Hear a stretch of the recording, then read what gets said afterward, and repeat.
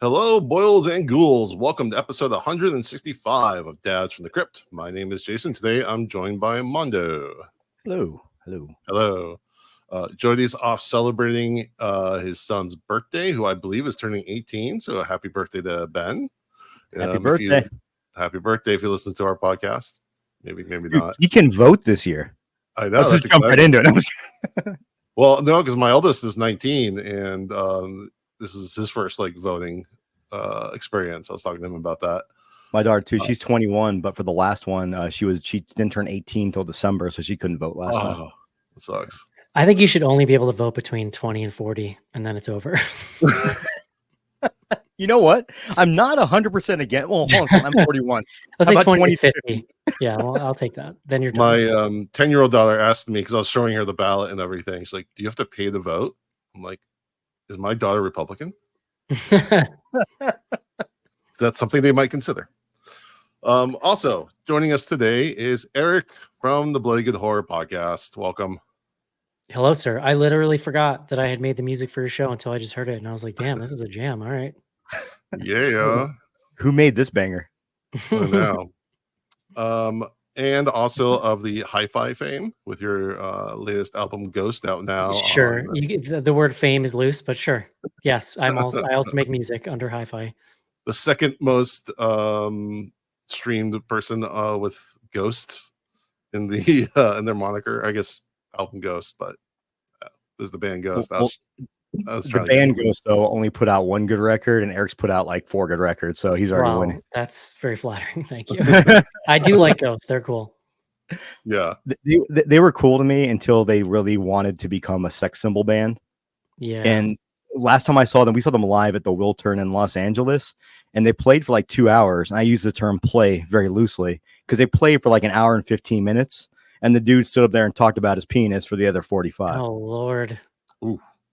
That's a choice. It's like an Arnold Palmer situation, you know? Oh, okay. We're not starting out there. I don't want to get demonetized right off the bat. What a man. let the AI do its job to find our political slant. Oh my God. Hey, with an Arnold Palmer reference, they may boost our they may make our engagement even bigger, if you know what I mean. Okay. So again, Eric, welcome back. Last time you were here was for our 100th episode to review Creepshow 1. This time we are doing Creepshow 2. That's right. So obviously, you talk about your fandom for the first episode. What's your overall thoughts before we dive in on the second? Yeah. I'm a you might say delusional fan of the original Creepshow. You just have those movies, you have so much nostalgia for them, it kind of becomes impossible to be objective in any kind of way on them. Yep. That's how I feel about the original, and we talked about that last time I was on. Overall, I think Creepshow 2 is a really nice companion piece to the first one that has some all-time classic horror moments.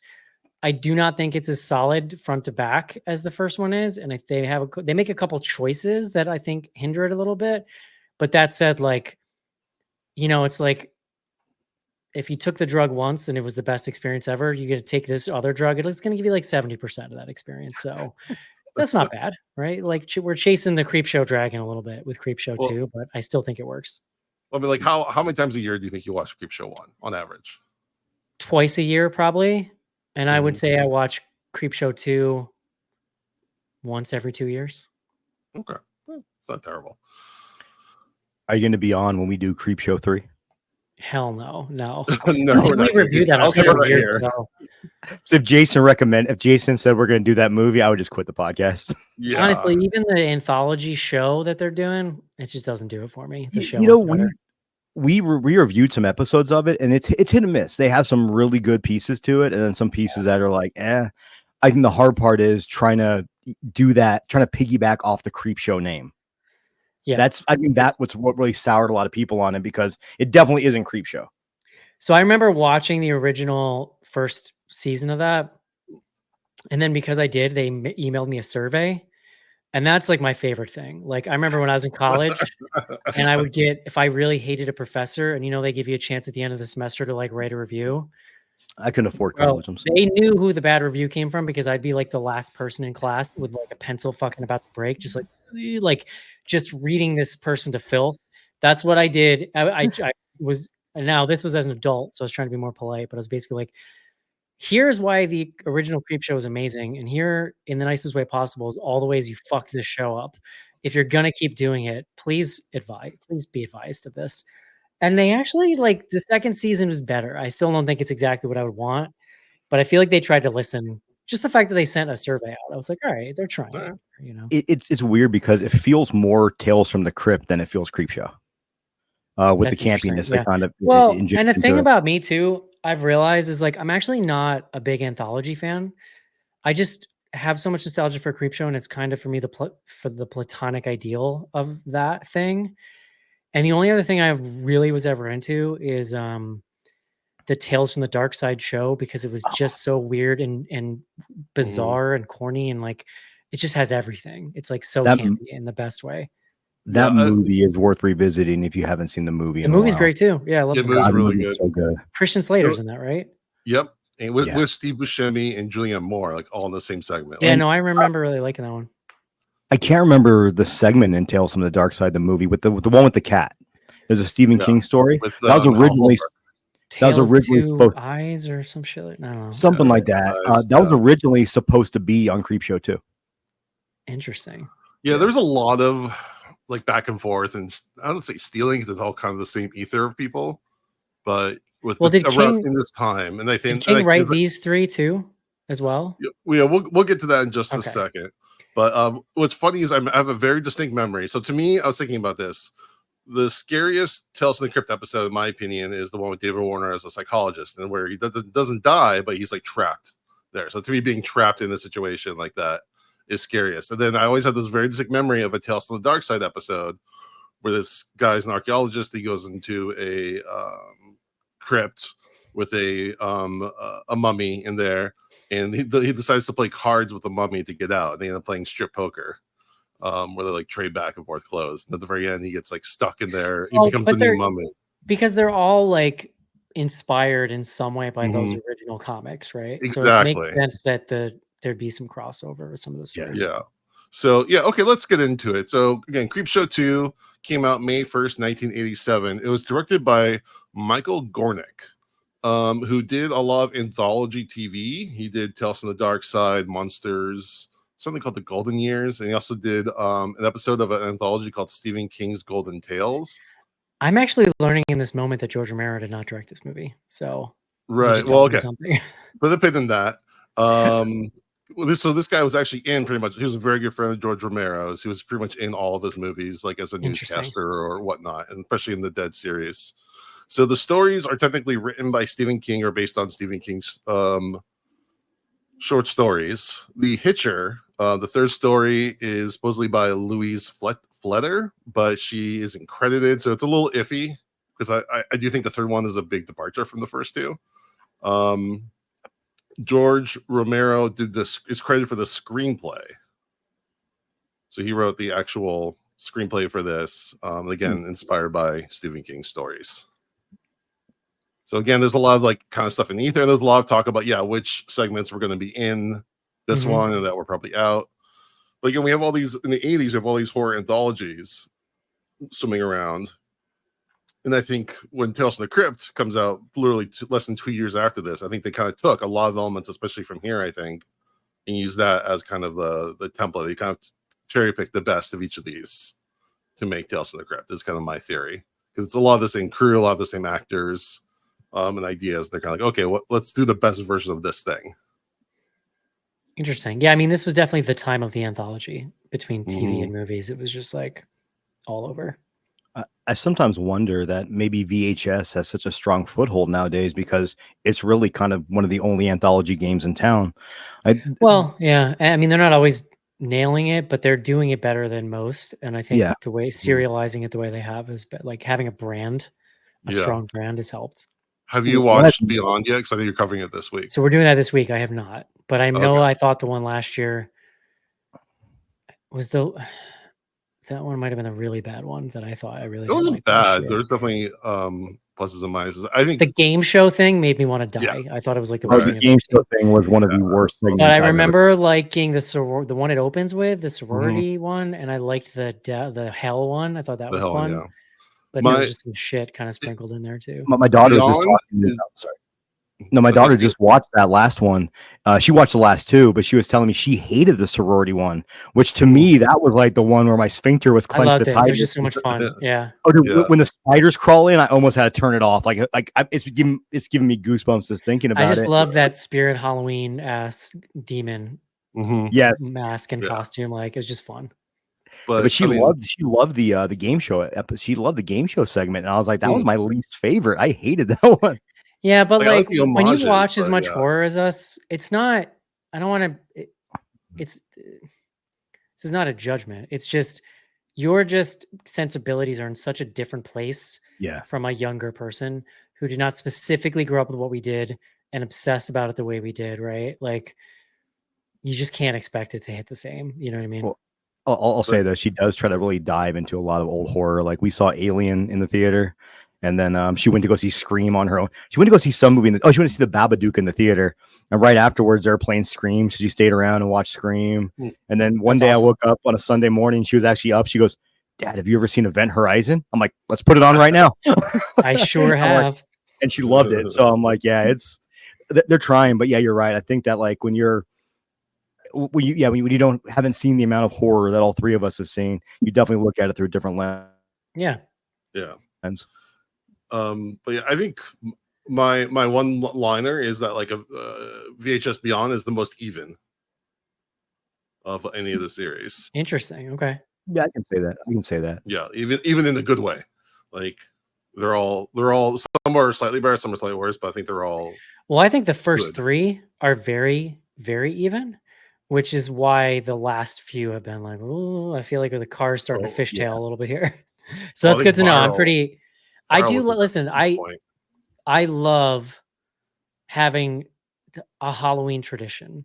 Mhm. Like I'm so excited that Terrifier now is just like a Halloween thing.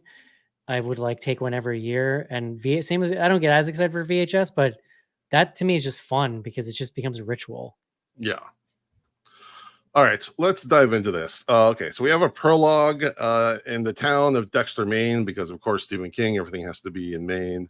A delivery truck pulls up to a newsstand. Billy, a young boy, eagerly follows the truck on his bike. The truck's back shutter opens to reveal the creep, who drops copies of the latest issue of Creepshow before vanishing. Billy picks up an issue and begins to read it.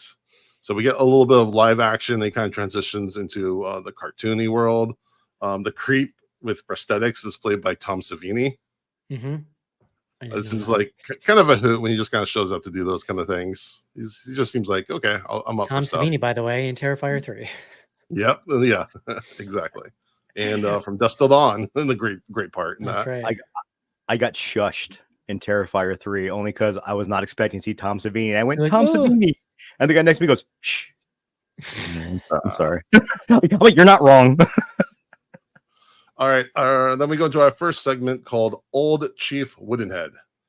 In a small town called Dead River, Ray and Martha Spruce are an elderly couple who run the small town's general store, whose decor includes a cigar store Indian named Old Chief Woodenhead.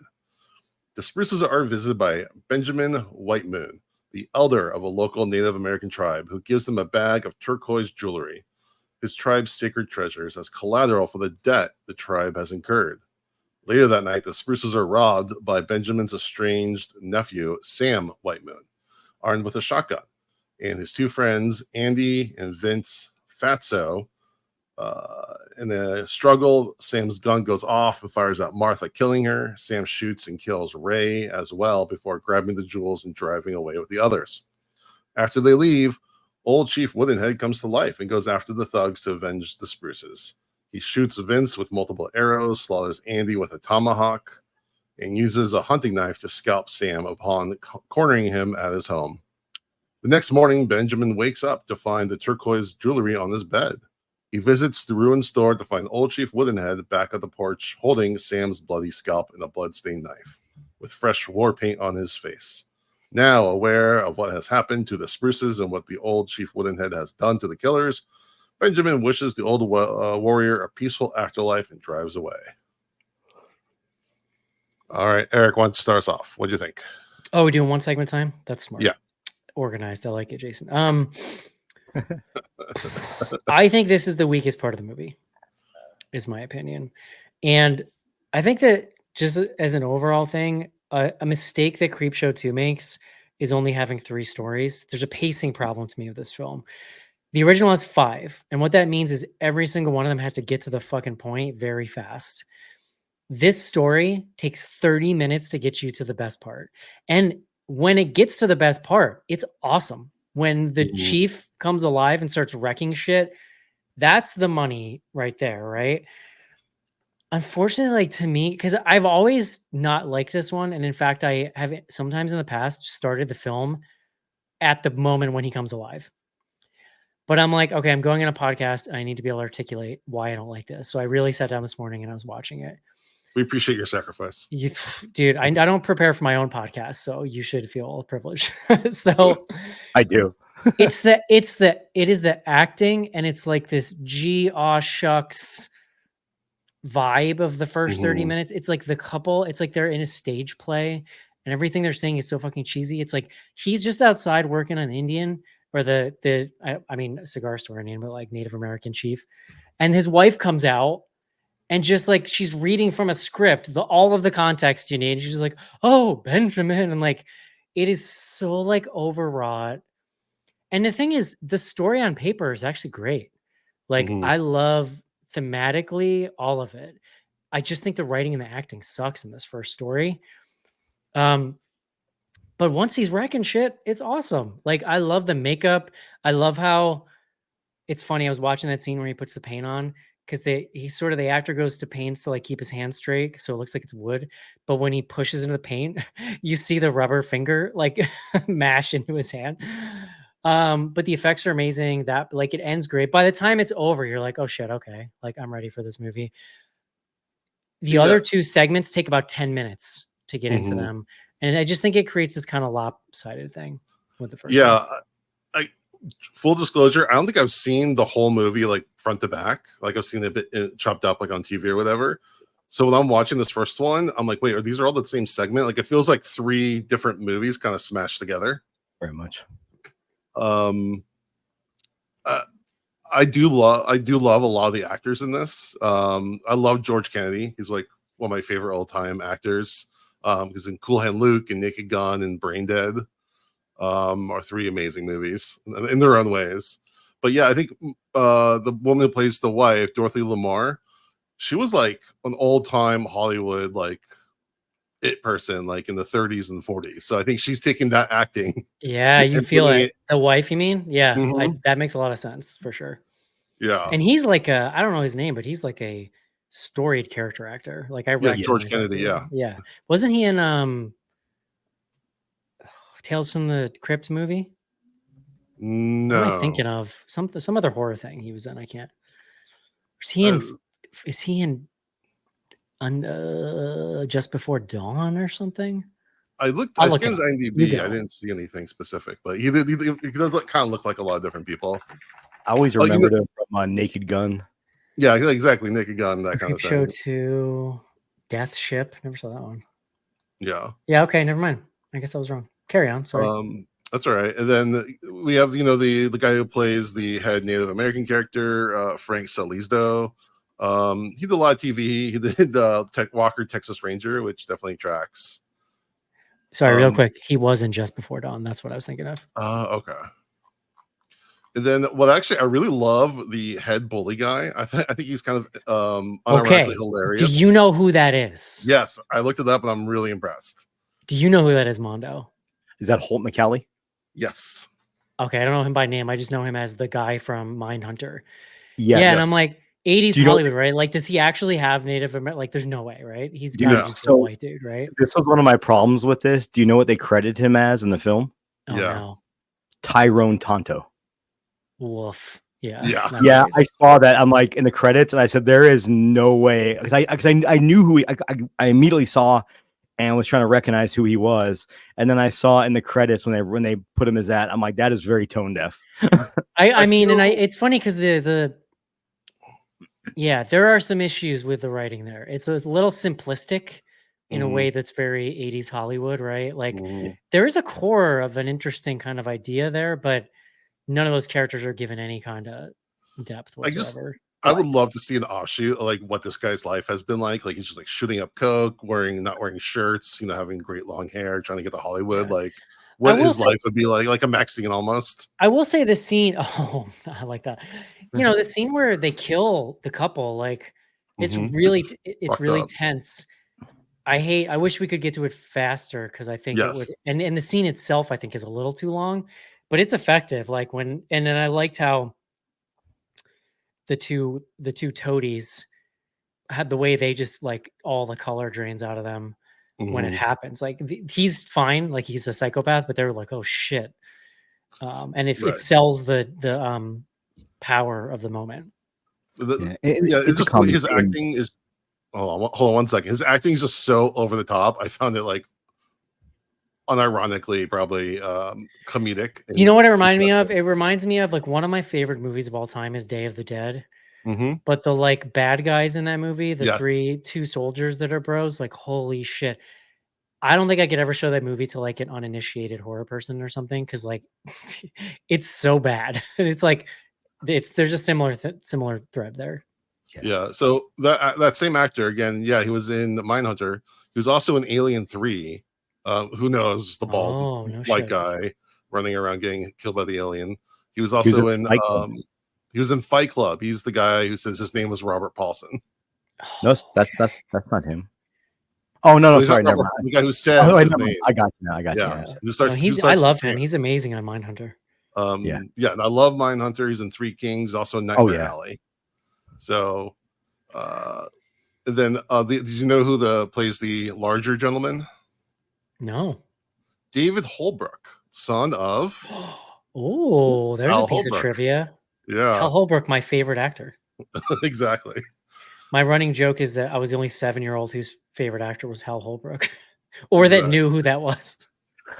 And I was looking at his IMDb. He was in Vampire's Kiss, which is an excellent movie.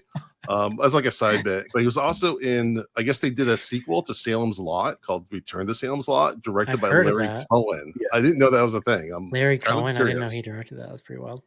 I've never seen it, but it's one of those things where some people will say it's really good, and a lot of people say it just stay away. It's garbage. So one day. And then the third kind of the guy they call Rich Boy, played by Don Harvey. He actually might have the best career of almost anyone in this. He's just a prolific TV movie actor. He was in the Pam and Tommy miniseries that came out. I think it was like last year. Interesting. Which Eric, have you seen that? No, I've not. As a Sebastian Stan fan, I would recommend it. Is he Tommy? He's Tommy, and he is Sebastian Stan. Awesome. There is a scene in that show where he's going to the bathroom and he has like a 5-minute conversation with his penis. And it is pure gold. Yeah, it's amazing. Amazing. He's also in Better Call Saul, so I thought you appreciate that one, Mondo. Who is? Oh yeah, one of the best shows of all time. Don Harvey, the guy who plays the third. He's just kind of generic white bread kind of looking guy. Oh, he does look familiar. I'm obsessed with Better Call Saul and Breaking Bad. And I might be in a very small boat of people that think Better Call Saul is actually a better series than Breaking Bad, and I mean that with the most love to Breaking Bad. I don't know that I would call them either one of them better, but I love they're different in a neat way, and I love. So Breaking Bad, I know we got like 20 other things to talk about. Sorry. Breaking Bad became my comfort show during the pandemic, which sounds insane, but I've probably watched it like 70 times all the way through. Like that's probably not exaggerated. Like there were years where I just watched on a loop continuously always. Then I got into Better Call Saul about the time I was finishing. I started catching up. And what's so cool about it is when you guys like deep in the Breaking Bad mythos as I am, to then watch Better Call Saul and the way they drop Easter eggs and little ties to Breaking Bad while also expanding on it and making the whole universe feel even bigger and more impactful. It's just amazing. And they had to do that with respect to the series, the original series that already came out, which is very difficult to do in a prequel, to still make sure you're respecting everything that was written technically after it. Yeah, it's just brilliant. I love it. I'm of the small people who have never seen an episode, and I know I would love it, but just of either. And I just it's one of those things I refuse to do it just out of contrariness. He's one of those guys. You're talking to a very stubborn person, Jason. I can relate to that stance. Jason's one of those guys. Are you one of those guys that posts on social media that you're all proud that you've never seen a Star Wars movie before? Okay, no, good. I don't think I've ever been mentioned on the show before, but that's my version of I've never seen Lord of the Rings. Yeah, exactly. All right. Any last thoughts on this segment before we move on? I'm with Eric on a lot of this, where it just didn't get to the point quick enough. And it's also really hard when you're trying to portray a Native American character or Native American culture through the lens of a white man. It's very difficult to do in that. 1987. No shit. Like, that goes well. Like, there's a lot of problematic, specifically problematic, but I feel like there might be. I don't know enough to know if there is. But I feel like there's for this kind of movie in that time. It's just that they're so like those characters are so simplistic. It's very like, if you ever heard the idea of like the noble savage, like the way the chief is not talking like a person who exists in that year. He's talking like a sort of character from a 1950s movie or something. You know what I mean? Like there's just no nuance to it, which is a shame because the story actually could be told in a way that could do that, but you'd have to remake it now with the right people. Yes, but it's one of those segments I watched and I'm like, if you had, like you said, the right people attached to it, this could be really impactful nowadays. But again, I also give them a little bit of a pass because in 87, the world was a completely different place, you know? Of course. No, totally. And it does, listen, like you want to see the chief kill them in the end. And so you do get that Creepshow payoff, which is a lot of what it's about. Definitely. Also, like I'm missing the splashes of color from the first one. Yeah, it's less colorful for sure. It's a little more of a muted palette. Like, I remember like the one with the grandfather in the head and everything. Everyone goes like, and it goes on like these big splashes of neon colors. They're like these little creative style. They're almost like these little tableaus they create during shocking moments that are like it's the entire personality of that film. And it's actually this is one of my complaints I made to the people who made the anthology is like the style matters. Like I understand it's a modern thing, but that's what sets that film apart. Yeah, there's like a tug of war in this movie where a lot of it feels very Creepshow and a lot of it feels very un-Creepshow, and that's one of the things I feel is very un-Creepshow. Also, we'll get more into it, but the music is going places, but it's not nearly as good as it has its moments, but it's not as like big and bombastic as the first one. Creepshow soundtrack. It was not John Harrison. No. Yeah, exactly. John Harrison did like Creepshow 1. He did one other amazing banger of a soundtrack and then just kind of stopped doing it. I mean, well, he got more into directing, but he still does some stuff. He did Day of the Dead, I think. No, but like, but I've said this, like, he made like two of the most iconic. Yeah, he did do Day of the Dead, and then like to the point where he could have just gone on and kept doing soundtracks. So he does have a fascinating career trajectory. Yeah. All right. Our first interlude again. Now we're more into the animated when we're doing the interludes. At the town post office, Billy receives a package from the clerk that supposedly contains a product advertised in the Creepshow comics, the bulb for a man-eating Venus flytrap. Billy pays for the package and sets off for home. The creep appears behind from the post office counter and begins the next story. So again, we're getting very classic Tales of the Crypt Keeper intros to each story, which again, it feels very much prototype for the TV show, which again, it's kind of like the snake eating its tail where it's all EC inspired, but to see it live action done with prosthetics and stuff with a physical character, it feels very inspiring to the Tales of the Crypt TV show. I really like the wraparound. I think I like the animation. I like it partially because it gives you just freedom to make this as kind of over the top as you want. And I think it moves the film along nicely, which it really needs because it's only doing the 3 segments. Like I think Yeah. in a film with 4 or 5, it would have been even better. And for me too, it's a lot of nostalgia when it comes to everyone who read Mhm. comics that was around our age remembers all the weird ads and thinking, "Oh Yeah. wow, I can build my own." Or even like I Ark used of to the read Covenant with- like Cracked magazine. They always had Mhm. fake ads and stuff. Well, I went to this thing that this group puts on every year, their theater troupe, and they do live readings, like radio style, of Tales from the Crypt episodes, like comic books. But they make sure between each one to do like dramatic readings of the ads. And some of my favorite, it's like one of my There's favorite parts. I'll Very just fun. send it to you guys. There's a book they made. I think I got it about 10 years ago for Christmas, but it's someone who basically was buying all these stuff from these comic book ads and then reviewing them Mm, to nice. see how they worked. I love It's that. actually a really, really cool book. Yeah, Yeah, that I'll sounds send you fun. guys a link. All right. Our next segment is The Raft. In mid-October, 4 college students, Deke, Laverne, Randy, and Rachel, arrive at Cascade Beach, a desolate lake from civilization, for some fun. While swimming to a wooden raft in the middle of the lake, Randy witnesses a duck being pulled under the water by an unseen force. Once all 4 students are on the raft, they discover what Randy was so nervous about: a large black blob-like creature resembling an oil slick floating on the surface of the water. As Rachel leans over the raft to try to touch the creature, it grabs hold of her and pulls her into the lake and digests her. The 3 panicking students remember that it's currently the off season, meaning that there is no caretaker to rescue them anytime soon. As time passes, Deke plans to swim to the shore so he can bring back help. Before he can make a break for it, however, the blob seeps through the raft's cracks and grabs Deke by the foot, pulls him through the raft, killing him. Noting that the creature is still hungry, Randy and Laverne manage to evade the creature as it tries to grab them from under the raft. When night falls, Randy and Laverne take turns watching for the creature, then eventually fall asleep in each other's arms. The next morning, Randy awakens and begins to kiss Laverne. Yeah, I'm just gonna skip this part because it's really fucked up. Against her will. Yeah, exactly. He basically forces Like, himself talk about on her. problematic. Yeah. It's Oh not Yeah. my great. god. It's not great. Oh. Also, before that even happens, our friend Deke threatens to punch her in the face. Yes, she doesn't calm down. If you know someone named Deke, it's like a 90% chance they're an asshole. So. Dude, you ever see someone nail a role so hard, you're like, oh, I think this guy might be like this in real life. I mean, supposedly he's like a classically trained theater actor. I don't know. His IMDb, I think he speaks like full French. Amazing, like because he is so good at being an asshole. Not saying anyone that speaks French can't be an asshole, but I think he might actually be like really acting. He's definitely on steroids though. He reminds me of Homelander in the way that the actor that plays Homelander always has to tell Yes. people, I'm not him. Like, that's not who I am. Person. Stop being mad at me. Right.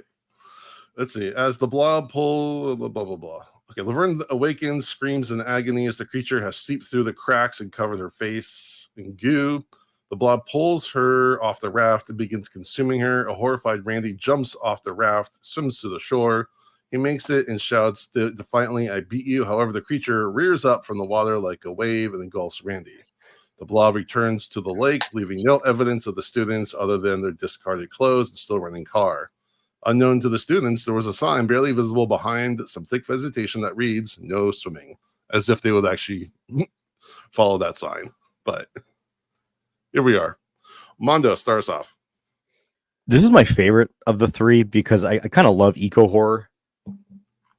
Because so much out there in nature is just unknown. And I don't know if you guys remember, but I think it was like 5 or 6 years ago when there was actually like a blob that was kind of like forming in the ocean. Oh yeah, I forgot what it ended up being, but I still remember people comparing it to Creepshow too, and I thought that was a lot of fun. Like the plastic island or whatever on the Pacific Ocean. Yeah. God, we're fucked. I literally, that was the same thought I was just having. Might as well laugh. I did like this this segment a lot. It's very problematic in the way, like Eric mentioned, that Deke threatening to punch a woman in the face, and then the lack of consent towards the end. And when Randy almost got away at the end, I still remember. I knew what happened because I've seen this before, but I'm like, imagine that, like if he would have just survived this whole ordeal after he was like the worst person in the world. And it also a cool part about this too is that the blob, technically, if you think about it at the very end, how it actually comes out of the water to kill this guy, the blob could have killed these kids at any time. I was But thinking like a that. true horror villain, it was having a good time. It was being Walking playful. It was around. enjoying the hunt for the prey. So overall, aside from the very problematic, like anybody listening out there, like why don't be touching people while they're sleeping? Period. I don't care who they are. Right? Like that's just that gave me Well, the chills. I hate seeing that, but it was also overall, yeah. It was just so like random too. It's like out of nowhere they'd be like in this life and death situation, they're freezing all night, and suddenly he says, oh, in the 80s, I think a lot of people expected TNA. And I've read this about Creepshow, about Terrifier 3, and I've read it on Twitter. Don't go on Twitter. Twitter's a cesspool of humans at this point. People were been on it complaining since Musk totally took over. I'm going to be honest with you. It feels good. I had my algorithm perfect to where when you mentioned on Bloody Good Horror that you could block keywords, I was like, this is awesome. So I blocked out everything. So I was just seeing stuff about music and heavy metal and pro wrestling and MMA and jiu-jitsu. And then somehow shit started creeping back in. And now I hit the limit. I literally hit the limit of the amount of words they would allow you to block. And that just doesn't work because there's a new Republican dipshit every day. And like, I can't block all those words. I like wrestling, so I'm seeing the Undertaker out here supporting a terrible human being. But I saw Terrifier 3 discourse where people were, and I say people, and people our age were complaining that there wasn't enough TNA in the wild. And yeah, because they're mad about the shower scene. Spoiler alert, that there wasn't enough nudity, and I'm like, it wasn't about. There was actually a bunch of nudity in that. Yeah, scene. but they wanted more direct shots of the woman, and I'm like, Good dude, Lord. that was not the point of the movie.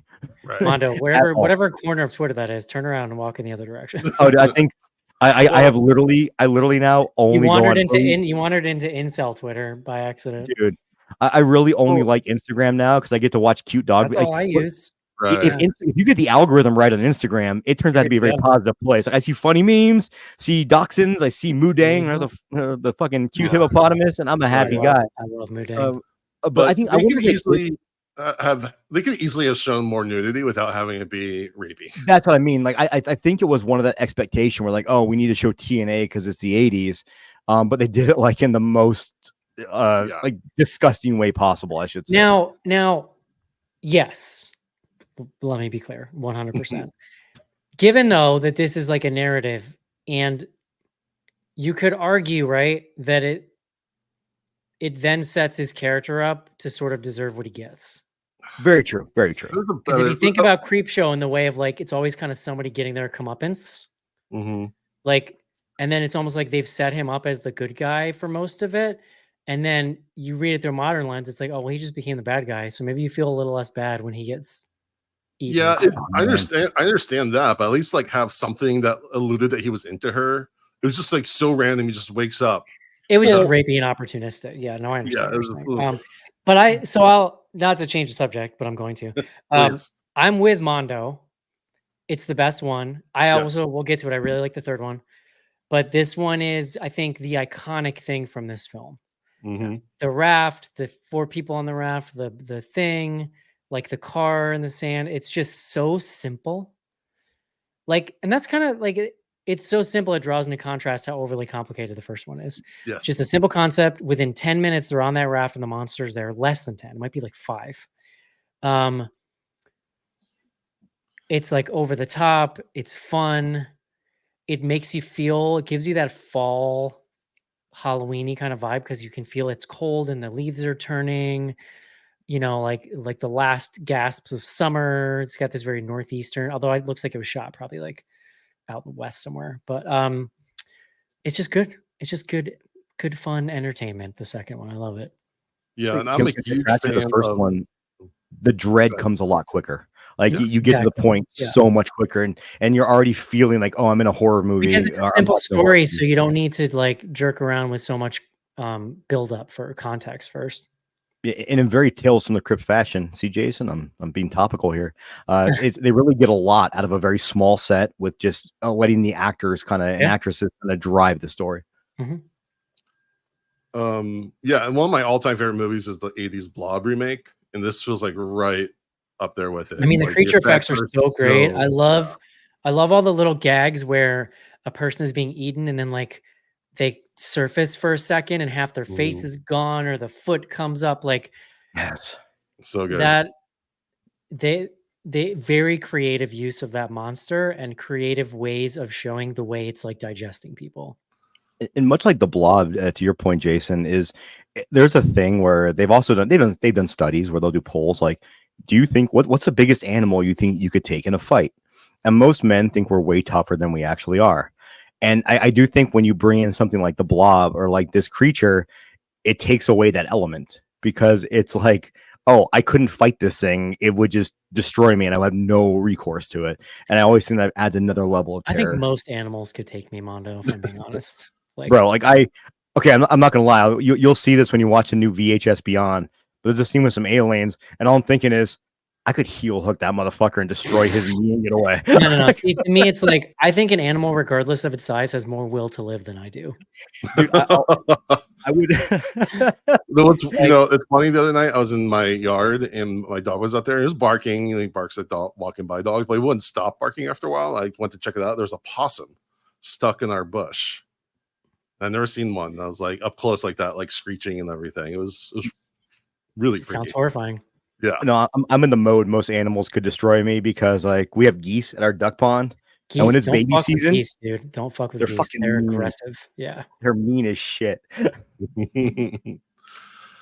All right, just to get into the cast a little bit, Deke is played by Paul Satterfield. He was in Bruce Almighty, but he's also done like all the rounds and all the soap operas, One Life to Live, General Hospital, Bold and Beautiful. Definitely, I can see him as a soap opera guy. Laverne is played by Jeremy Green. She hasn't done much theatrical acting, but this is going to blow your mind. She is one of the double mint twin gum twins. No way. Yeah.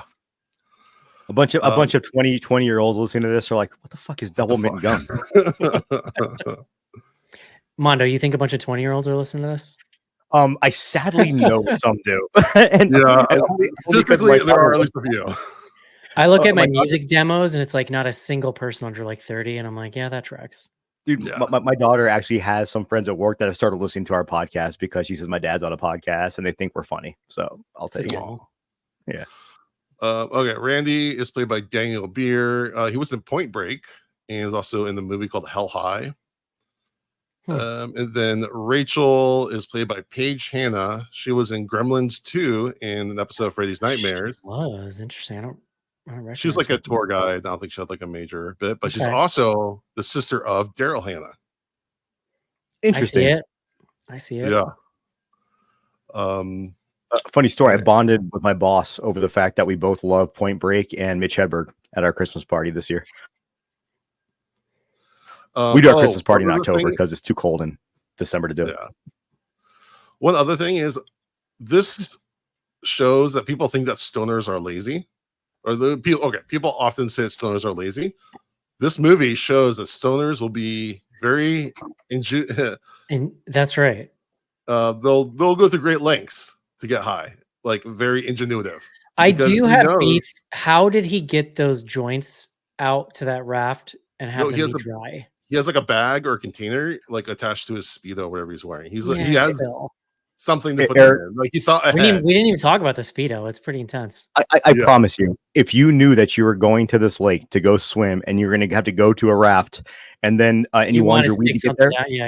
I'd see where you're going, dude. I promise you'd figure this shit out. It's also yellow. It's like a literal banana hammock. Yeah, I'm just gonna go a little bit off topic again because that's what I'm good at. But it's funny when I see people like they have all these bottles you can use to disguise alcohol. Like I've gone to IKEA with a beer inside of my Yeti cup and no one asks you. They just assume it's coffee. So you need a beer to get through IKEA. To be honest, I was gonna say at first I was gonna shame you for public drinking, but then I'm like, oh, it's IKEA. Actually, that's apropos. Yeah. But yeah, again, with that one exception of that one bit, this is an all-time banger. Like anthology history episode. All right, interlude number 2. On his way, am I in the right one? Yeah, on his way back home from the post office, Billy is then ambushed by a gang of neighborhood bullies because it wouldn't be a Stephen King related property without bullies. At one point, I wanted him to like say who the bullies were that harmed him as a kid. I mean, there's some major trauma there. He's been trying to work out for the last 50 years. He one time talked about why he did what he did with with them bullying the gay kid. I don't remember the exact story, but he definitely had some stuff happen in his childhood. No, it's like every. I was going to Stephen say, King yeah, there's something there for sure. Anyways, the gang's leader named Rhino takes Billy's package and finds the Venus flytrap bulb and crushes it with his foot. In retaliation, Billy kicks Rhino in the groin and flees as the bullies race after him. As Billy escapes, the creep appears from behind a tree and goes to tell the latest story. And this one is called The Hitchhiker. Okay, it's a long one. Okay, so we have Annie Lansing, an adulterous Maine businesswoman who wakes up and gets out of bed after sleeping with her gigolo lover. Gigolo. Annie I'd have a whole realizes, conversation about his alarm clock. yeah, I In know. case you didn't know how old this movie was. Digital. Yeah, those newfangled digital alarm clocks. Mm-hmm. Annie realizes she only has 15 minutes before her attorney husband George arrives home. So she hops into her car, races for home several miles away. A spilled ember from her cigarette causes Annie to lose control at a slippery corner where she runs down a Dover-bound hitchhiker. Seeing that no one witnessed the accident, Annie takes off and doesn't look back. Shortly after she leaves, however, the area is crowded with a truck driver, played by Stephen King, a pair of passerbyers, and George, who reports the hit and run to the police. Oh, I didn't realize that was her husband. Wait, say again? Who is? So, okay, when all those people stop and see the dead guy on the road, there's one it's guy the in actress's the husband. suit. I didn't realize. I never realized that was her husband. In real life, you're saying though.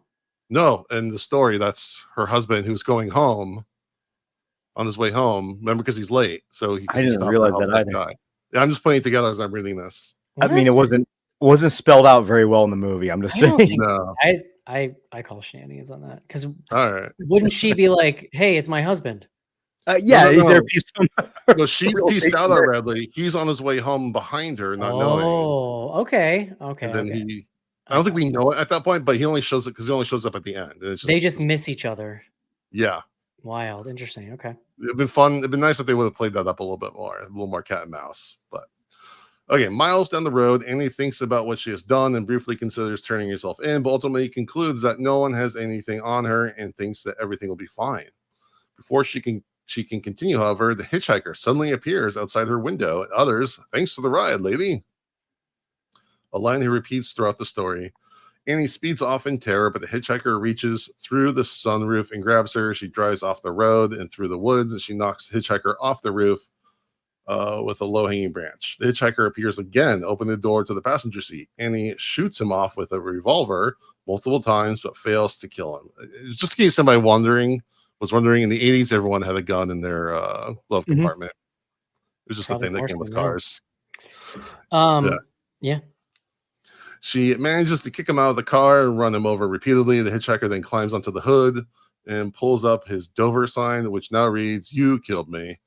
Annie again loses control of the car and drives off the road, down the hill, into a tree. Annie repeatedly slams the hitchhiker into the same tree, knocking herself out in the process. A while later, Annie awakens from her accident, not seeing the hitchhiker anywhere. Annie believes the experience was all a nightmare. So she gets back on the road and drives home, actually getting there before George. As she begins to step out of the car, the hitchhiker, gruesomely mangled, still uttering thanks to the ride lady, crawls out from under the car and attacks her. The garage swings shut as the interior begins to fill with smoke. Sometimes later, George arrives home to find Annie in her still running car, dead from carbon monoxide poisoning. The hitchhiker, bloody Dover sign, sits in her lap. Insane. That is indeed what happens. While I don't necessarily think this is as good as The Raft, I love it. I think it's probably the second best. Man, I was not prepared for the level of crush on this lady that was going to come flood back into my memories, because I'm like, this lady is real pretty. It is tense. I love the music. The music's like kind of crazy. It's like a little wild. I think I love the makeup effects on the guy and how he keeps getting more and more gruesome. And the way like literally just follows her all the way home and is like in her car at the end. It's just very like scary and oppressive. It has action. And I think it's a nice kind of climax to the film. Yeah, the all tracks. Mondo. Yeah, no, I'm with Eric on this one. I think it might have been again. It could have gotten to the point a little bit quicker. It really reminded me of. I know Stuart Gordon did Stuck. Have you guys ever seen that? Mm-hmm. Yeah, it was really good. It was based off a real story where a woman basically hit a homeless man on the way home from a bar or something like that, and then didn't want to get arrested, so she just parked in her garage when he was still alive, and then 3 days later he died, which is horrific in my opinion. But it was taken off a true story, but I do think he definitely took some inspiration from this, based on how he crafted that. This was very Tales from the Crypt. Yes. And I loved it so much because at the end, just seeing, sorry, excuse me, just seeing the way they handle it towards the end with him coming back, and then the fact that like her death looked like a suicide to the husband is kind of the chef's kiss at the end of this. Mm-hmm. Is that no one else would ever believe this story, and no one ever will know the story. And again, to Eric's point, much like earlier, is the story of someone getting their comeuppance that deserved to get their comeuppance. Yeah, I agree with all that. I think in the 1980 from a 1980s mindset, yes. I think I watch it now and I'm like, good for her.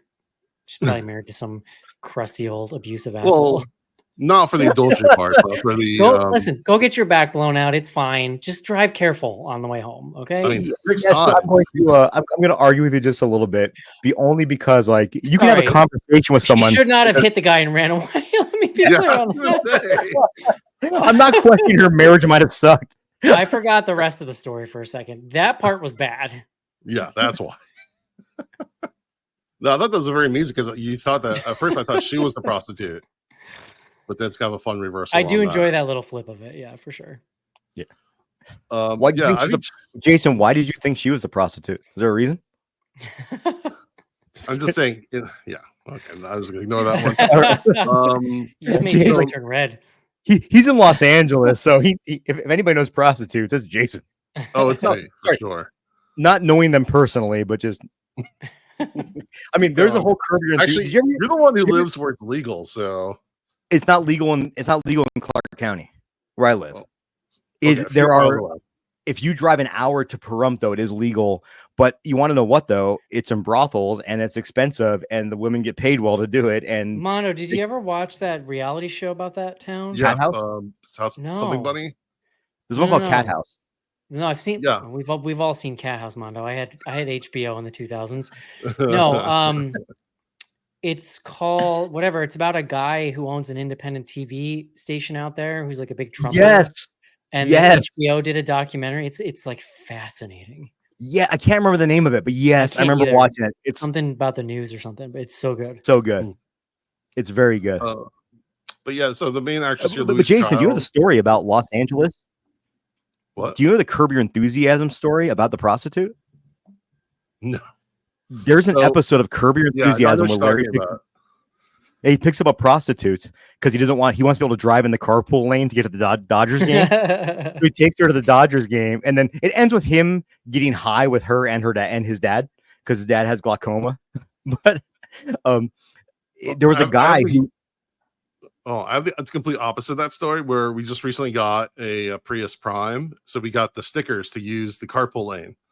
And driving the carpool lane legally by yourself is a very weird feeling. I feel like I'm like, should be pulled over any second. Why are you allowed to do that? Because it's a EV? Yeah, for EVs, you can use the carpool lane if you get like a special sticker. It's also weird that you mentioned that it was the exact opposite of that story. I'm like, what, did you kill a hooker? Is that where this is going? But there's a guy who was arrested for murder because his brother had been arrested for murder, and one of the prime witnesses got murdered, and they figured it was the brother, and they picked him up and arrested him. His lawyers found that Curb Your Enthusiasm were filming at the Dodgers game that he said he was at while the murder was taking place, and sure as shit, they have footage of him and his daughter at the Dodgers game, which got him exonerated. You couldn't write that as no, you couldn't. Larry David one time did an interview about it. He goes, He kind of owes me his life. I'm just saying, if I ever need a favor, he owes me a favor. Well, tying this back to Larry David, the guy who plays the hitchhiker, Tom Wright. He was in the Tales from the Crypt episode, Abracadabra. He was in Tales from the Hood. He was also in Seinfeld as George's Yankees co-worker. For the record, I don't like Seinfeld, but I love Curb Your Enthusiasm. Yeah, Yeah, I don't opposite. like Seinfeld, Mondo. I'm There's few opposite. things that I would argue with people over, but like, come on, dude. First of all, I'm Mexican, and maybe this is why. It is an extremely white show.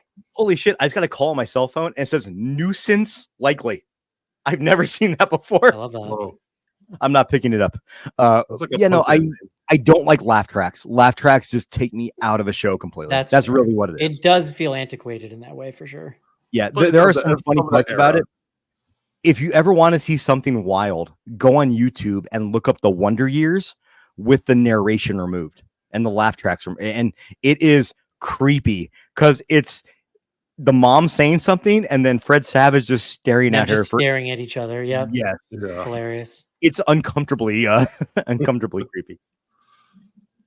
Yeah. Also, the lead actress in this, Louise Charles, I think she's fantastic. She's a little bit over the top, but given the situation, like that's something you kind of expect. Like when she starts talking about herself in the third person. It just I think this is the right platform. This is the right platform though to be over the top. And what's great is she was a former Bond girl. She was a Moonraker as Holly Goodhead. So it's great to see her get something a little more meaty to do.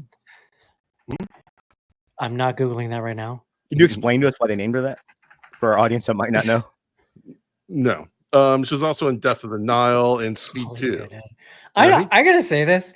I don't understand James Bond at all. I don't get the appeal. I don't understand why people like it, but the names make me laugh. And I guess there's that at least. I can't remember who it was, but there was a famous. By the way, she's a doctor. It's Dr. Holly Goodhead, Jason. Just so you know. Sorry.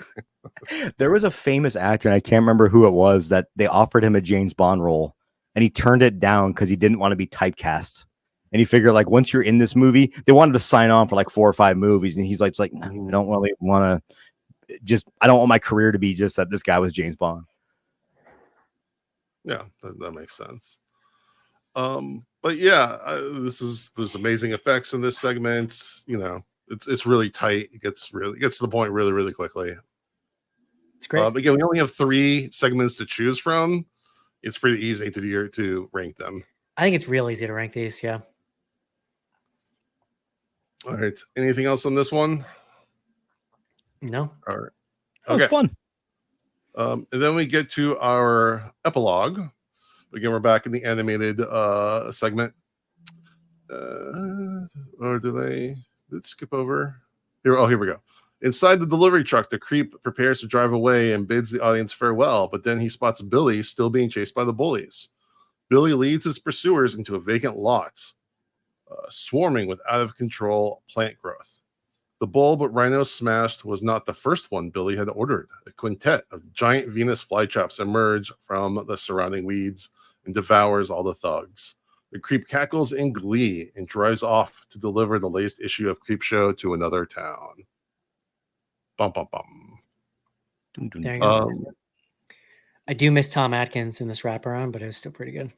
Yeah. I mean, come on. Child murder by giant Venus flytraps. Pretty fun. Pretty fun. Again, and it's a thing they couldn't rip. Would have cost too much probably to do practically, which is why the animation is fun.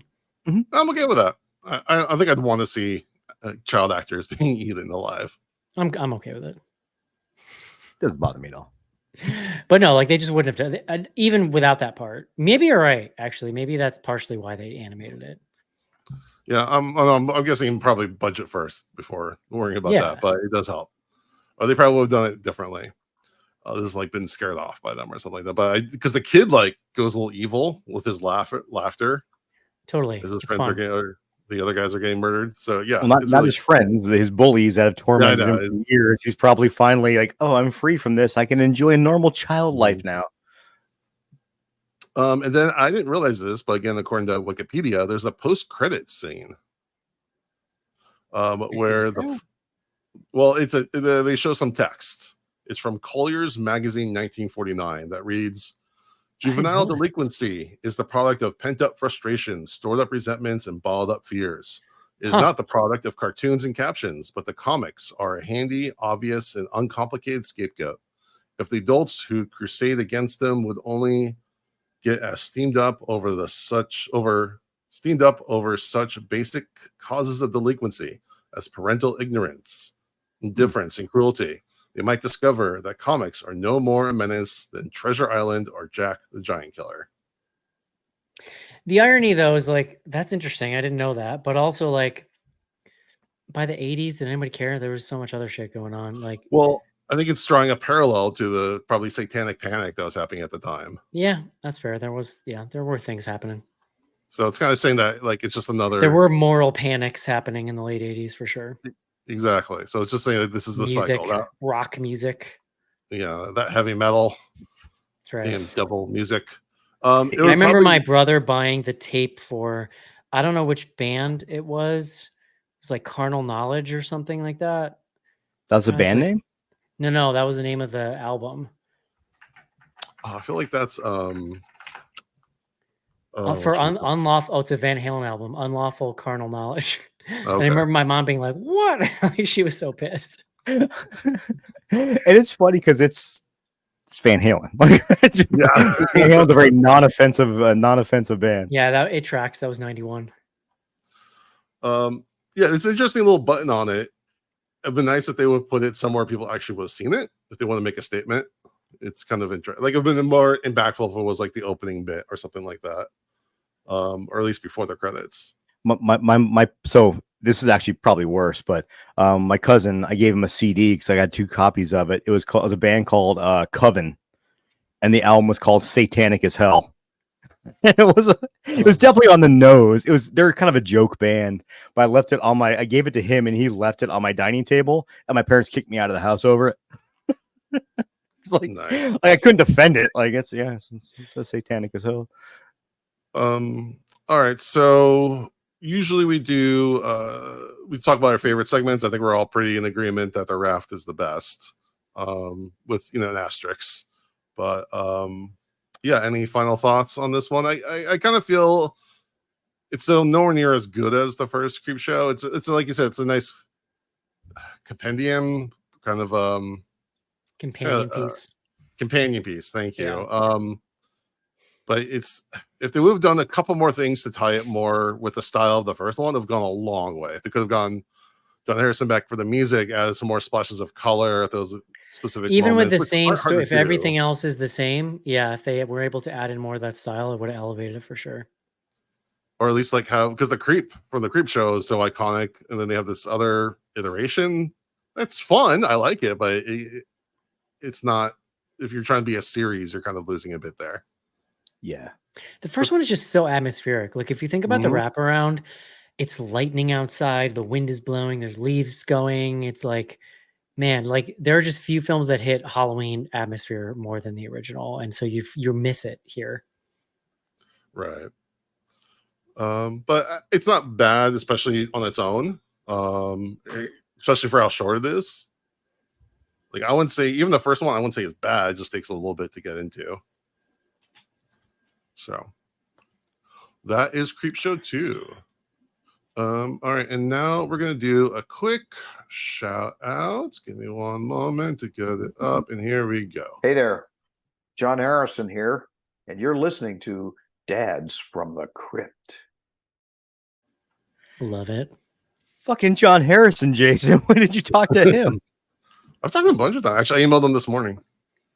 Dude, I love that Jason just casually, you haven't been here for this, Eric, but Jason will just be like, oh yeah, I have lunch tomorrow with Martin Scorsese. He just casually dropped Hey, Marty. I love it. Well, above my desk here, I have a framed letter from John Harrison that Jason got me. So I'm aware. It's like my prized possession. My moments. One of my favorite things Jason ever gave me. We're gonna go on a Jason love fest today. He gave me from the desk of Al Katz, a Tales from the Crypt like notepad autographed by William Sadler, Eric Dickerson, and 2 other people that I can't remember right now. Al Katz, obviously. Oh, Gil Adler. Yeah. That was one of the coolest things that anyone's ever. One of the coolest things, Jason, anyone's ever done for me. Just saying. Aw. All right, Mondo, give us our song of the day. Cool. So I picked something that fits in with this and also fits in with our special guest here today. There is a band, and they're a metal band, of course, because that's all I know. Called Hail Spirit Noir. So Hail the Black Spirit. They're a band, I believe they're out of France. I want to say, sorry, they're out of Macedonia, out of Greece, and they've released a bunch of records. The first record, I'm having I can pronounce it, but it's a kind of a weird name. It's a Pneuma, I guess, like Numa. It was very black metalish, and then they kind of really started getting outside of that realm and doing a lot of different things. But back in 2021, they released a record called Mannequins. Mannequins is a synthwave record inspired by a fake movie they decided they were going to name it after, called Mannequins. And it's completely a departure from the rest of their albums, and it just works out perfectly. Eric, I think you'd actually enjoy this if you ever get a chance to listen to it. And the song I'll pick off there is the title track called Mannequins. But it is a fantastic record, and it kind of hit me out of nowhere because I'm a fan of that dark wave, synthwave stuff. But there's so many bands that don't do it well. And this is why when I sing your praises, Eric, I'm not bullshitting you, because there's a lot of bands I've listened to that don't do it very well. I appreciate that. This band is one of the ones that does it incredibly well. So I would definitely say check them out, guys. The album is Mannequins. The song is Mannequins. The band is Hail Spirit Noir. Nice. Give them a listen. They're a cool band. All right. Well, Jody's not here today, so we're going to skip horror news. We're just going to move straight down to... Real fast, I have one piece of horror news, because it's relevant to Creepshow, is that Creepshow did come out with a new comic book series this year. The second issue just dropped this past Wednesday, so it was the 23rd. Definitely worth checking out, though. It's been really fun so far. Nice. We have been posting them on our podcasting platform. We've been really just focusing on the YouTube for this, but we have been doing reviews of the EC Comics, the new issues that have been coming out. We recently had Al Katz back to do one, so if you only listen to the audio, make sure you go check out our YouTube channel to see those as well. All right. Any other horror related announcements we want to make? Hope everyone had a good Halloween. Eric, what are your kids dressing this is coming out before Halloween. Oh shit, you're right. Yeah. We hope everyone does have a good Halloween. And this should be out by the 28th. So yeah, it's not Halloween time yet. I don't know what day it is. You're the one that sets up our schedule. How do you not know what day it is? It's Saturday morning. I never know what day it is, dude. Yeah. Eric, what are your kids dressing up as? They're both witches. They are different kinds of witches, because if the 6-year-old did the same thing as the 8-year-old would be upset. So they went, I have 50-50 custody. I don't have them this year, but I'm taking them to a party tomorrow. Both went to Spirit Halloween, and apparently there were 2 different kinds of witch costumes. So that's what they are. Just cute. They're not going to be like a witch from the movie The Witch. No, they're very sweet, adorable little witches, and they've got little brooms, and I bought them like old timey looking. It's like a journal from Amazon, but it looks like leather bound. It looks like a spell book or something. So, that's cool. Yeah. That's cool. You should get those, my 8-year-old legitimately thinks she's a witch now, which I'm just enjoying the imagination of it all. So are you going to take them out trick-or-treating? No, they're with their mom this year, but damn. I'm probably going to go hang with my brother and my niece and go with them. That's cool. That's awesome. We've gone out. My daughter's older. We just hang out at home and hand out. I dress up every year just because I love Halloween, and I hand out full size. I can't eat candy anymore, but I'll hand out full size candy bars to anyone that comes to my house. Just FYI, anyone in Vegas, if you can find where I live, I got you with the full size candy bars. I always want to be the full size candy bar house. Now that I can afford to do it, I'd like to be able to do it, because that's awesome, dude. Most kids don't get excited when they first get it. They'll be like, thanks. And then you see them run back to their parents and they'll be like, oh my God, they have full-size candy bars. And that makes it all worth it. Like it warms my heart so much. I remember when I was a kid, when you got that full-size candy bar, it was like you had to step back and make sure this was real life as you're grabbing that full-size candy bar. And not just candy bars, full size, bags of M&Ms and Skittles. And last year, it's funny, my Skittles and Starburst went way before any of the chocolate candy did. Really? I think kids are just into more sour stuff this year. So I bought more Skittles and Starburst this year. No, that's my shit. That's what I miss. My daughter is going as Red from the Descendants movie, which I don't. I don't know. My niece is being someone from the Descendants that I don't understand. I'm gonna go ask my child what they're gonna be. My son, his favorite food is French fries, and we're at Target going through costumes. They had one of those ones where it's like sandwich thing where like it goes half on the front, half on the back, and there's one that was a French fry container with like fabric French fries sticking out. So he's gonna be a box of French fries. Love it. Okay, so my child said they're going to be either a mobster or a vampire, and I mentioned a mobster vampire, and they said yes. Yeah, so that's basically that Nicolas Cage movie. Renfield? Yeah, isn't he kind of like a crime?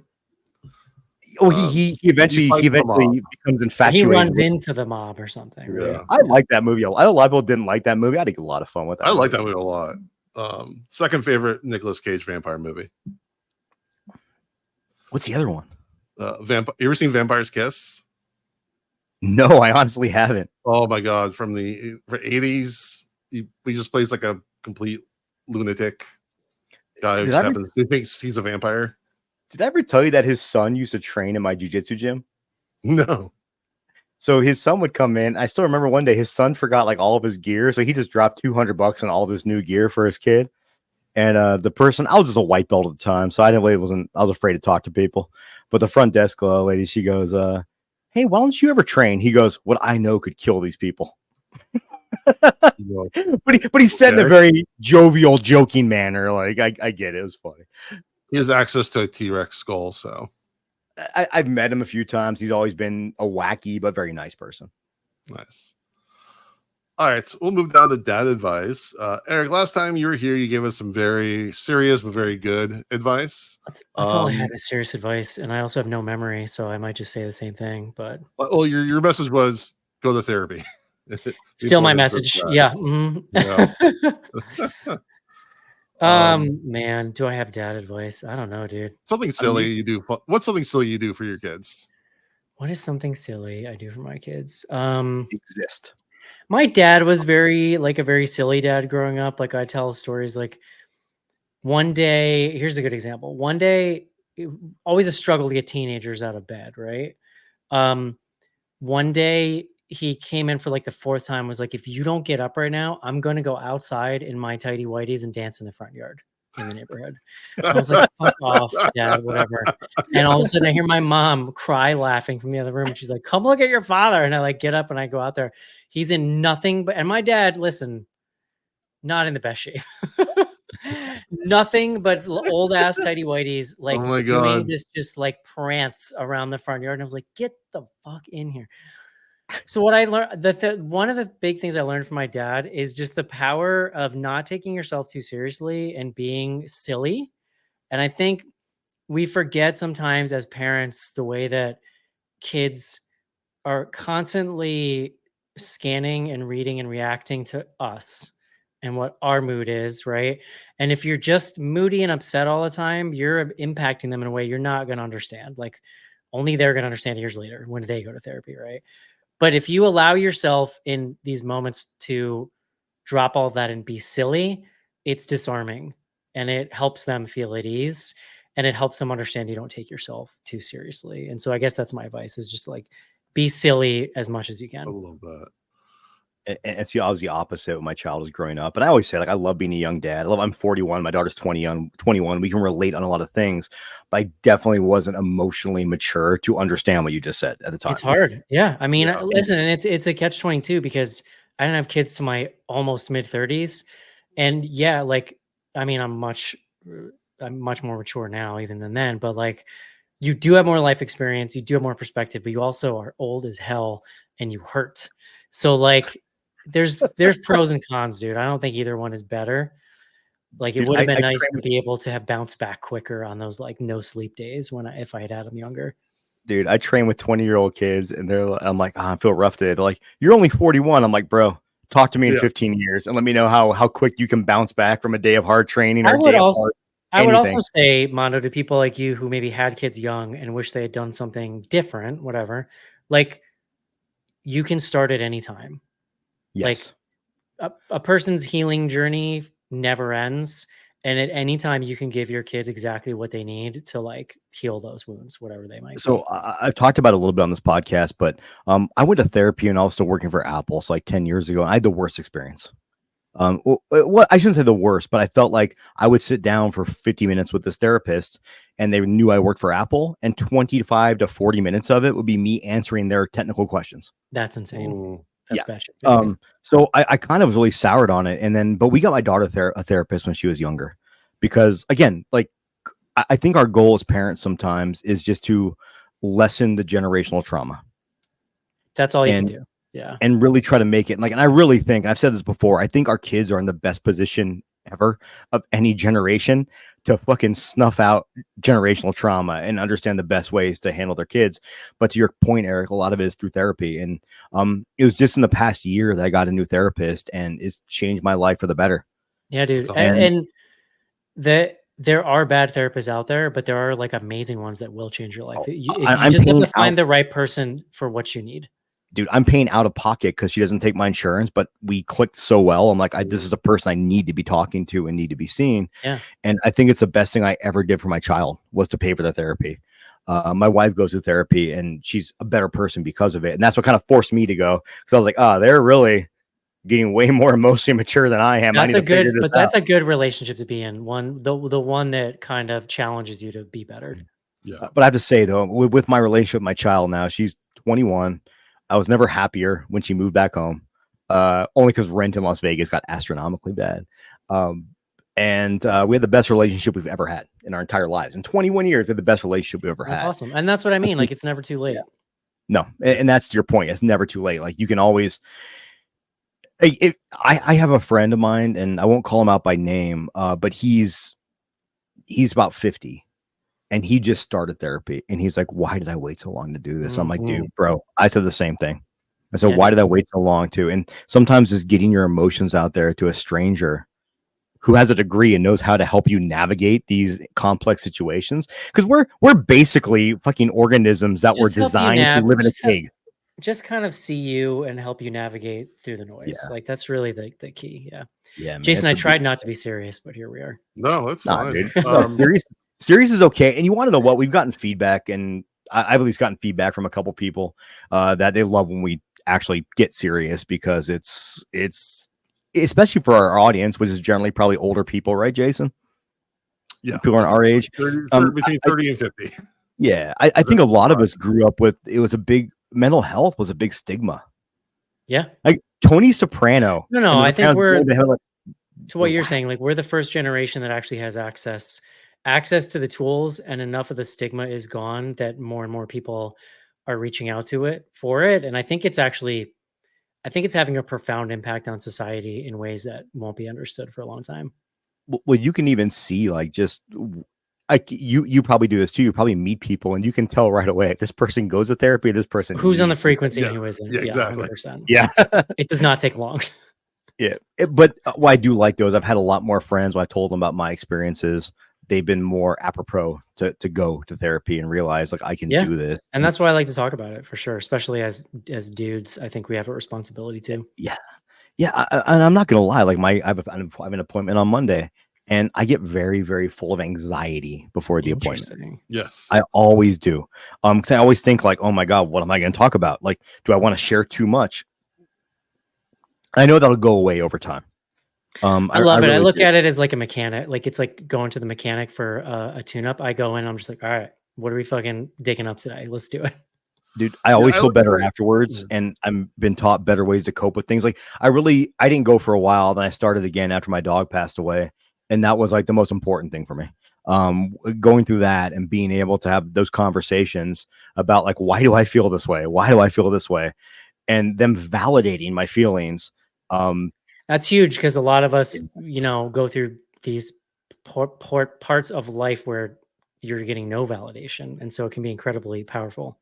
I'll bring this up, not to bring everything down, but one of my best friends in the world, Nate, just had his 40th birthday. We all went out to Illinois and had the best time hanging out because and you know what? When we hug each other, we say I love you.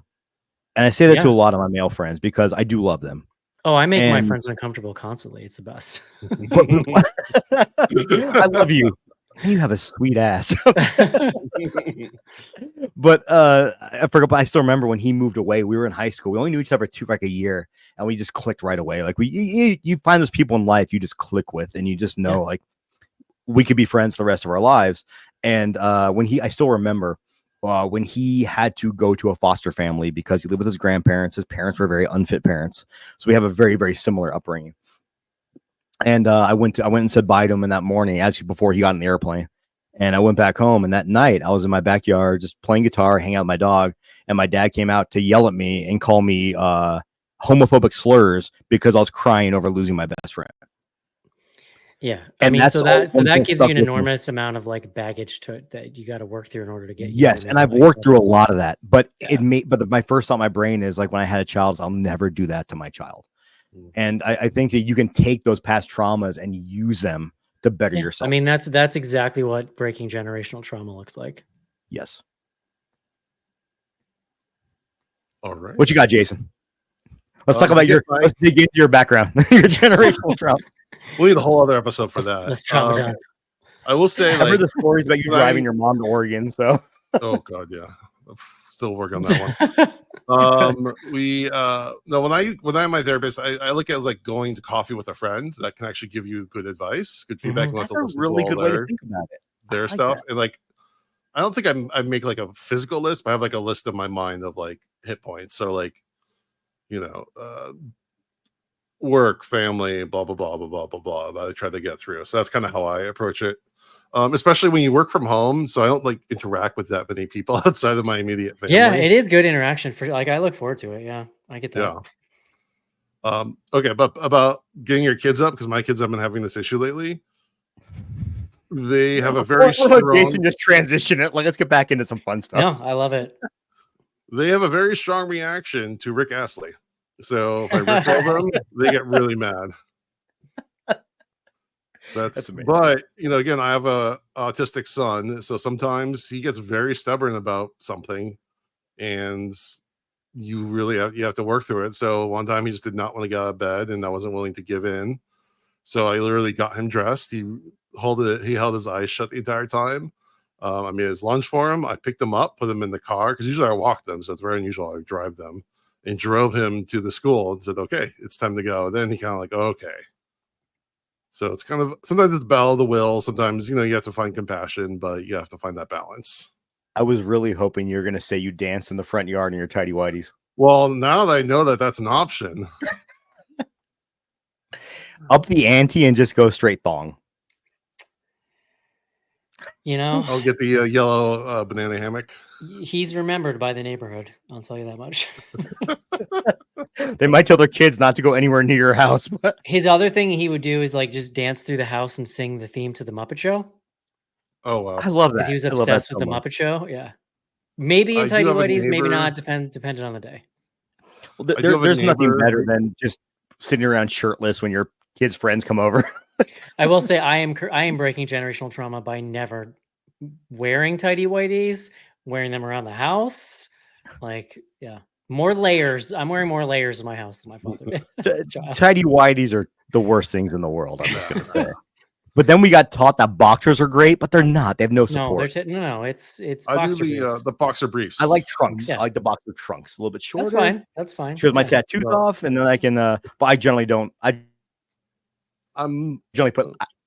I walk around my house shirtless a lot, but I always have shorts on or sweatpants. I like very specifically boxer brief, but knit. Knit, interesting. Yeah, I don't think I know what that means. Have you guys tried MeUndies? What's up? Have you guys tried MeUndies? No, I can't pay a premium for underwear. Yeah. There's something in me. There's just a cheap gay thing in me that I can't do it. I'm just gonna say though, like my wife bought me some for Christmas a few years back, and I am a convert. So let me put it this way: if it's something that most people are not seeing, I'm getting it at Walmart. Whatever. I respect this. I like my balls feel like they're in a hammock. It's amazing. That's fair. All right. Well, Eric, thank you so much for coming on. Where can people find you, Bloody Good Horror, and Hi-Fi? Sure, dude. Thanks for having me on. It's a pleasure as always. I'm enjoying my position as the Creepshow expert on your show. I've been preparing for this my whole life. If you anywhere you listen to podcasts, just search for Bloody Good Horror. We're a weekly show. We review new releases. We also will do occasionally old stuff, but basically, if you don't have time to catch up in the theater, or you are a theater person, you like to hear other people's opinions, that's kind of like the fun of our show. And then I have a new album out called Ghost, and you can find it. I always focus on Spotify. It's anywhere that you get music, including like if you have a Twitch channel, you can use it on there. You can use it on like Instagram. It's in their music thing, but it's also Spotify, Apple, all that. You find it by searching HY-FY. And there's a bunch of other stuff on there too, if you like it. We talked about it before, but this podcast wouldn't exist if not for Bloody Good Horror. Myself, Jason, Jody, we found each other. We became friends because of Bloody Good Horror. So it's always a really cool thing. I appreciate that, man. Like we've been doing it. This is our 18th anniversary, and there really has. It's like it started out as kind of like a community of fans, and then it really just turned into like a bunch of friends. And like to see those people that I become friends with, and the other people in the show, then go branch off and do their own creative thing that they're finding fulfilling is like, that's the best payback I think I could ever get. I remember I asked you when I met you at the Spooktacular, was it 2018? 2019, that was maybe? The last one. Which one? Was it Chicago or Milwaukee? Chicago. That was like 3 months before the pandemic. That was October 2019. Oh, wow. Yeah. I remember saying, like, did you ever think that this podcast would spew all of this? Because there's so many people there. No one knew each other. Everyone's just having a good time interacting and talking. And it just shows how much like something that you just threw out there in the world brought a ton of people together. I mean, it has changed and shaped the whole trajectory of my life, not just like in podcasting. That's awesome. Yeah. It's weird how the smallest things you start do that. Yeah. Just keep doing it. And like, you will find your people that way. And you'll find a lot of other blessings that you could just never imagine if you just do shit that brings you joy and keep doing it. Man, it's like a second round dad advice we got here, Jason. 2 for 1. I'm feeling very sage these days, so enjoy. It's the beard. It brings that out. People. That's right. That's right. All right. Well, we appreciate everyone for listening. We would really appreciate it if you would give us a rating, a review on iTunes, a rating on Spotify, a like and subscribe on YouTube, and follow us on TikTok at Dads from the Crypt Talk. And with that, we thank you for listening to Dads from the Crypt. Adios.